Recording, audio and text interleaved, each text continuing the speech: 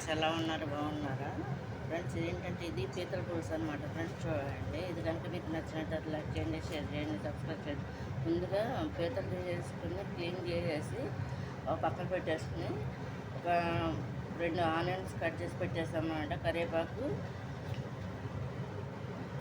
పచ్చిమిరపకాయలు పక్కన పెట్టేసి ముందుగా క్లీన్ చేసుకున్న పీతలు ఉంటాయి కదా, అవి ముక్కలుగా కట్ చేసేసుకుని పక్కన పెట్టేసుకుని సట్టి పెట్టేసుకుని అందుట్లో ఏంటంటే అందుట్లో ఆయిల్ పోసేసుకుని అందుట్లో ఆనియన్స్ అవి వేసేసుకుని అది కుక్ అవుతుండగా అల్లం వెల్లుల్లిపాయ పేస్ట్ వేసి పసుపు వేసేసిన తర్వాత ఈ ముక్కలన్నీ కూడా వేసేసి ఒక 10 నిమిషాలు కుక్ అయిన తర్వాత ఫ్రెండ్స్ దాంట్లో సాల్ట్ను కారం వేసి కొంచెంసేపు ఒక 10 నిమిషాలు ఉడకాలన్నమాట. అది కూడా 10 నిమిషాలు ఉడికిన తర్వాత దాంట్లో ఏంటంటే సరిపడా వాటర్ పోసేసామన్నమాట ఫ్రెండ్స్. వాటర్ పోసేసిన తర్వాత దాంట్లో ఏంటంటే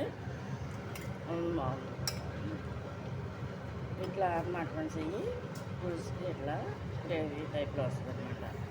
దాంట్లో ఏంటంటే గరం మసాలా పౌడర్, 2 కొబ్బరి, ధనియాలు, చెక్క, లవంగాయ అన్నీ కూడా వేసేసి గసగసాలు, నువ్వులు అన్నీ వేసి పొడి మసాలా కొట్టేసి ఈ విధంగా చేసామన్నమాట ఫ్రెండ్స్. వేస్తామన్నమాట. ఇది రసం అనమాట ఫ్రెండ్స్. ఇది పీతలతో పులుసు అనమాట. ఇది కనుక మీకు నచ్చినట్టయితే లైక్ చేయండి, షేర్ చేయండి. కొంతమంది ఇందులో చింతపండు పులుసు వేస్తారనమాట, మేమైతే వేయలేదన్నమాట ఫ్రెండ్స్. ఇది చూడండి, ఇది కనుక మీకు నచ్చినట్టయితే లైక్ చేయండి, షేర్ చేయండి, సబ్స్క్రైబ్ చేయండి.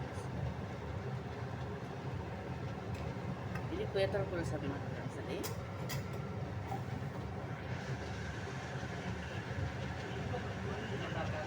ఉందమ్మా, ఇది అయిపోవచ్చింది అనమాట ఫ్రెండ్స్. ఇది ఇందులో పొడి మసాలా కూడా వేసిస్తామన్నమాట. వేసేసిన తర్వాత తీస్తుంది అనమాట.